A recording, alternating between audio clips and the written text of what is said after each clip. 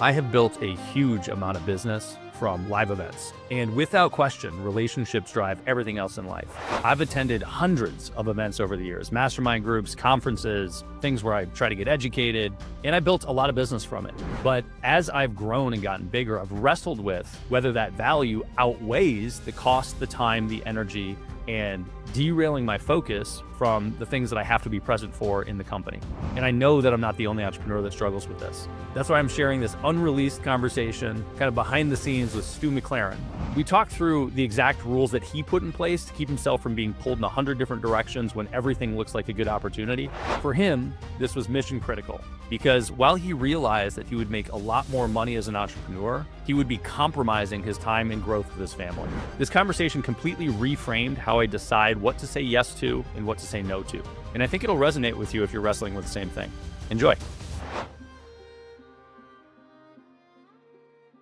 One of the challenges and questions, the things that I'm reconciling right now internally are, I think that, for most of my journey, I've had Easy Pay Direct since 2012 and got into the space in 2006.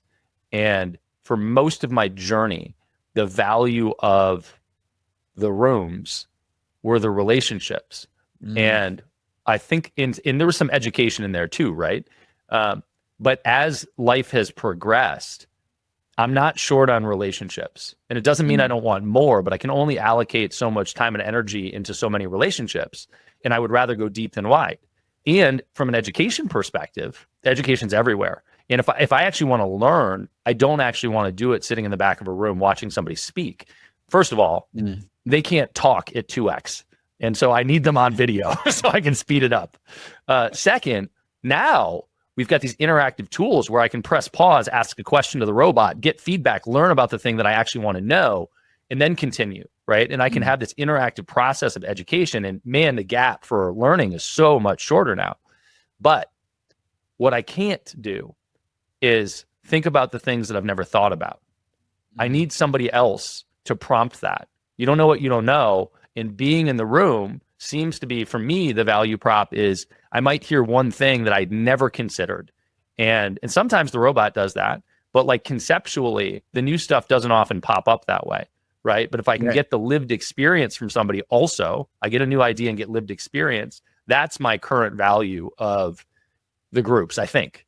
Like I'm trying to rationalize, do I keep spending time on them or not, Well, I think you make a really great point. I think the other part that for me, when I'm deciding whether to go to an event or be in a room or whatever it might be is, the cost of being away from family.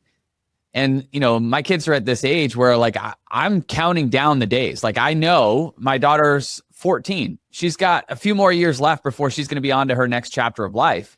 And those years are fleeting. They're going by so fast. My wife and I watched a video of our son the other night when he was like 4 years younger. And he seems so tiny and like precious. And now he's like this young little man. And it's just like, where did this time go? And so, man, that's my biggest factor is like, is the opportunity outweigh the cost of being away from, Amy and the kids?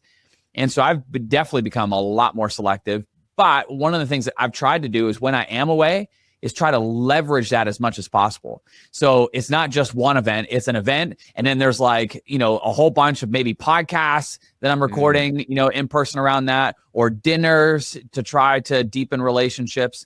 So then that way, like we maximize the time away. And it's not just me, because truthfully, I'm more of an introvert. So I'll go to the event, sit at the back of the room. And then when the sessions are done, I'll, hide away in the hotel room. That's not as productive and not the highest and best use. And where I'm in the same boat. Yeah. So yeah, everybody thinks I'm an extrovert, and I'm like, no. Yeah, I'm very good at putting on a show. Yeah, I exactly. I love talking to people when I'm in front, but if like I have the choice, I'm definitely going to be up in the hotel room, like ordering, from getting it delivered. Like, it's just my nature.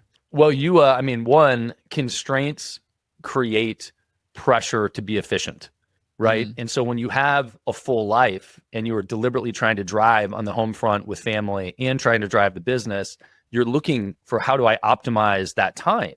And the more empty space you have, the less pressure there is to be efficient. But you're talking to, probably let's call it, today, I don't even know, 35 and up, right? And because when you said, I'm worried I'm going to be away from the family, I'm like, I'm worried I'm going to be away from the business. Like I'm leaving the business for 5 days or 3 days or whatever. And I think, younger entrepreneurs think about it that way if they're trying to manage things. And obviously people with a family, that's the consistent push pull. And now I think the landscape's changing quite a bit, but that's how I think about it. I think the quandary is the same, which is you're breaking away from the thing that's really important to you that you're trying to drive and spend time on for what? Right. And it's also routine. 100%. I find when I am out of routine, I am far less productive. Like it's not even this close. Morning, I'm at home. I'm in a rhythm. My wife, when she gets up, she's like, how's it going? I'm like, amazing. Already worked out, already got Marla off to school, already done, created social content. I'm ready to go. Like, it was like, I'm in routine, I'm in rhythm. When I travel, it's like all of that just gets thrown out the window. And I hear, these videos and people talking about like being in a rhythm and when you're traveling and I'm like, forget that. I am so not productive when I'm traveling. And so I like being at home. I'm 100% a homebody, which is in conflict with my wife because my wife loves to travel and we would be full-time gypsies if, she could have it, her way and the kids didn't have school and things. But so we're always fighting that tension, of like being in routine and in rhythm at home versus being out of routine, but traveling and seeing the world. And it is a tough battle, but I do think that there are pros and cons to both. But I, by default, love being at home and love being in routine. And that's where I'm most productive. So I kind of, when I hear people that are like, I actually just had an interview yesterday with this guy, Brian Lubin, who has a super interesting business, but he's functionally nomadic. So he spends tons of time every year on the road, running the business from the road.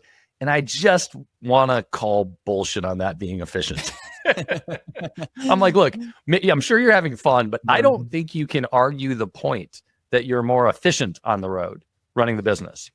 Well, interestingly enough, I was listening to a podcast this morning. And the two people were talking about the difference between having a remote team and an in-person team. And we have an in-person team. So we're all, I would say 3/4 of our team are here in office. The rest are remote. But we have an office intentionally because we get way more done together. And what was interesting to me was hearing one of the people being interviewed. He was just talking about how all of his team is remote. But yet they are most productive when they get together for their semi-annual, team retreats. And I'm like, well, duh, because you're together. Like, get together more often, you get more done. Like, that's the way it works, Yep. And we can talk about like, Zoom meetings and, online huddles and all that kind of stuff. It just does not produce in the same way as being together in person. No question about it. And by the way, like, teach their own. If your lifestyle is such that you want to prioritize travel and you're okay with the inefficiencies, or you want to have a remote team because it's easier to hire and it creates more flexibility in your own life, more power to you. Great. Totally. And don't fucking argue the point that it's more efficient because it's not. 100%. I mean, I think truthfully, what you said there, though, relays across a whole bunch of different areas of life because we're talking about productivity. But in the same way, like I am very mindful of the fact that I know that I could have made a lot more money in our business if I had chosen not to prioritize family and being home, because I would be on the road. I'd be speaking a hell of a lot more. Like I love to speak. I love being in front of audiences, and I love being able to create these magnetic environments where it leads to a lot more sales. It leads to a lot more relationships and all the kind of stuff that comes from that. But that is a lower of priority for me than being at home with Amy and the kids. And so it's a trade-off. And I think there are always going to be trade-offs. But like you were saying, working remotely, that's a trade-off because you're going to have the flexibility, but you're not going to be as productive. Choosing to be home with Amy and the kids, that's a trade-off because that's a higher priority, but it means that I'm not going to be able to go and do all the things that sometimes and more often lead to greater sales when it comes to speaking, developing relationships, partnerships, collaborations, all that kind of stuff. So I think it's full of trade-offs. How do you internally reconcile that? So for me, now you have presumably a supportive spouse. Yeah. And so which is somebody that you presumably have aligned goals with, right? And outcomes that you're after together. Yeah. So there is some sort of support network for this. But for me, I often find myself fighting myself. And, people you could use the frame of FOMO, right? I'm around somebody else that's building at a level I'm not, or I'm around somebody else that's enjoying other areas of life in a way that I'm not. And then I have this internal push-pull of like, oh shit, I could do more. And of course, then I'm like, fuck, I'm going to do all the things now. And then I drive really fast in one direction. And that just creates friction. And it creates this internal friction for me. How do you reconcile the notion of having a desire, having a big goal to grow the company, to reach more people, and then simultaneously make the choice, I'm not going to do everything I can to drive that forward because I have another priority that's more important? It's a really good question. In my life, I had to make rules. Otherwise, I would be pulled in a million and one different directions. So the very first thing I did was just identify like, what are the priorities in my life? And very early on, I recognized that Amy and the kids were my highest priority. And that actually led to the decision to completely change my business model. This was back in, when Marla, our daughter, was born, because at that moment, I remember holding her in my arms and just thinking like, I can't keep running the business the way that I've been running it, because I am not going to be a present husband and father. And at that time, I was trading my time for money. I had a really successful consulting business and it was great. Everything was going great, but I was trading time for money. And my schedule was not my own. It was very much dependent on my clients and, what their schedule looked like in terms of promotions and so forth. And so I had to make some shifts. And ultimately, it started with me just creating rules for the priorities. So number one, I started to get clear on what are the priorities. And if family is number one, then my decision-making needs to reflect that. The second thing that I did was I made rules to help me in the moments when I have those decisions in front of me. And I am a very impulsive guy. When I see an opportunity, I want to just jump and pounce. And I knew that had to be corrected before I'm in those moments. And so that's why these rules come into play. So good example, I mentioned I love speaking. I get asked to speak all the time, and I would be on the road all the time because I love being in front of audiences. But the rule that I put in place was that I'm never going to be away from Amy and the kids for more than 4 days a month. So if multiple speaking opportunities come up, I then have to make the decision. Do I go to the speaking engagement and I bring Amy and the kids with me? Or do I say, no, not this time? And so it was always a simple rule. Never away more than 4 days a week. And if another opportunity comes up, then it's either take Amy and the kids or I say no. And in the beginning, when the kids were younger, we took them to a lot of different events and we made a whole trip around it. Now that they're older and they're more intertwined in their sports and activities and school and so forth, I say no to a lot more of those opportunities. So that was an example of a rule. Another rule was that I never work after 5 o'clock. And the reason being is because that's when the kids are home from all the stuff. And that's the most important time for me to be present. And so again, another simple rule that, plays out in what time I book interviews, what time I book meetings, when I schedule certain things. Summer, my assistant, we just never book anything beyond 3 o'clock because 3 will lead to 4. And then that's essentially the timeline that will allow me to have that buffer room. So I think there are just simple rules. You got to first get clear on your priorities. Number 2, create the rules. And then that alleviates a lot of the decision-making. Because at that point, you're not stuck in that moment of friction of like, this is an amazing opportunity. Oh my gosh, it's so exciting. Oh, okay, I'll do it this once. Well, just this once will lead to like again and again and again and again. And before you know it, you'll be, weeks, months, years down the road, and you'll be looking back like, gosh, like where did all that time with the kids go? So I don't know, for me, priorities first, then create rules around it. So priorities first. And then I think that you basically allow past Stu to create constraints for emotional, erratic, impulsive current Stu. That's exactly it. Yeah. And future Stu is like, okay, let's get that guy under control. Let's put some structure around that. And then that way he won't go off the rails in those moments.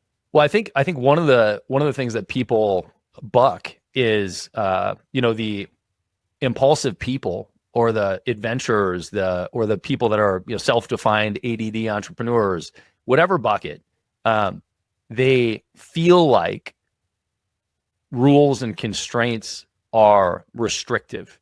And I feel like rules, constraints, and discipline are what create freedom.